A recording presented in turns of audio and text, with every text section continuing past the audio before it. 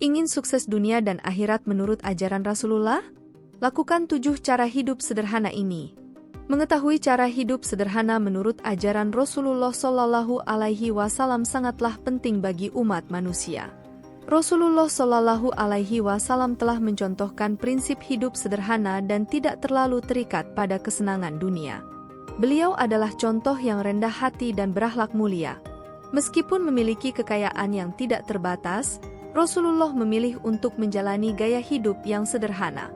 Meskipun tidak perlu mengikuti setiap detail hal-hal sederhana yang diterapkan oleh Rasulullah Shallallahu Alaihi Wasallam, yang terpenting adalah memahami prinsip hidup sederhana sambil memperhatikan kondisi dan situasi saat ini.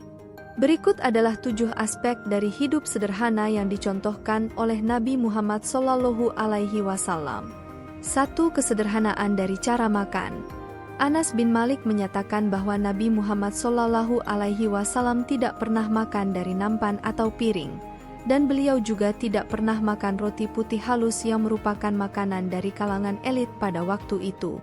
2. Makan tidak sampai kenyang. Aisyah, istri Nabi, menyatakan bahwa Nabi Muhammad Shallallahu Alaihi Wasallam tidak pernah makan sampai kenyang. Imam Ali menggambarkan Nabi Muhammad Shallallahu Alaihi Wasallam sebagai seseorang yang hanya mengambil apa yang benar-benar diperlukan dari dunia ini, tanpa memandang secara berlebihan. Beliau memiliki pinggang yang paling tipis dan perut yang paling lapar di antara semua orang di dunia ini. 3. Kekayaan tidak dimiliki sendiri. Nabi Muhammad Shallallahu Alaihi Wasallam adalah seorang pedagang yang sukses sebelum beliau menerima kenabian.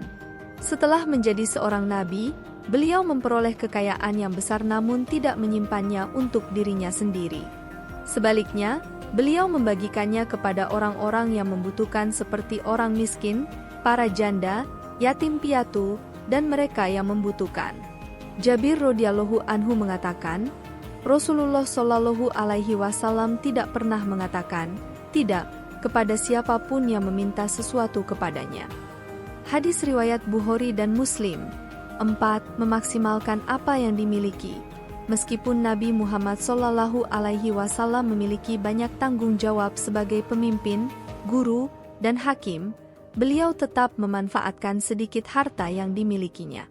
Beliau biasa memerah susu kambingnya sendiri, menambal pakaiannya, memperbaiki sepatunya, dan membantu pekerjaan rumah tangga. 5. Jika tidak membutuhkan sesuatu, langsung sedekahkan. Banyak orang memahami apa yang dibutuhkan untuk menjalani kehidupan yang nyaman dan mengerti perbedaan antara kebutuhan dan keinginan. Namun, seringkali saat melihat sesuatu yang disukai, mereka cenderung menyimpannya tanpa mempertimbangkan apakah itu benar-benar dibutuhkan. Jika tidak diperlukan, barang tersebut sebaiknya disumbangkan atau diberikan sebagai hadiah kepada orang lain. Ibunda Aisyah radhiyallahu anha bersedekah 70.000 dirham, sementara roknya sendiri dulu ditambal. 6. Jangan terganggu kesenangan singkat. Gaya hidup mewah yang banyak diidamkan oleh orang hanya memberikan kesenangan sesaat. Konsumerisme menjadi berlebihan ketika melebihi apa yang sebenarnya dibutuhkan. Hasilnya, orang hanya menginginkan lebih banyak lagi, karena ketika mereka mulai mengonsumsi lebih dari yang diperlukan, batas-batas menjadi kabur. Dalam prosesnya, mereka mulai kehilangan waktu, uang, dan energi untuk mengejar kesenangan yang hanya bersifat sementara. Dan kehidupan dunia ini tidak lain hanyalah permainan dan kesenangan. Namun jauh lebih baik rumah di akhirat bagi mereka yang al-muttaqun, orang bertakwa. Maka apakah kamu tidak akan mengerti? Quran Surat Al-An'am ayat 32. 7. Didorong dan fokus.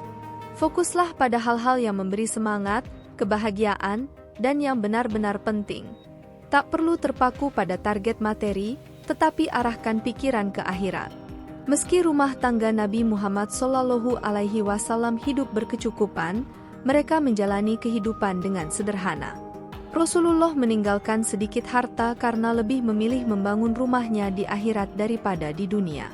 Oleh karena itu, beliau menghabiskan waktunya untuk melakukan kebaikan, membantu orang lain, serta menyebarkan dan mengajarkan risalah Allah Subhanahu wa Ta'ala.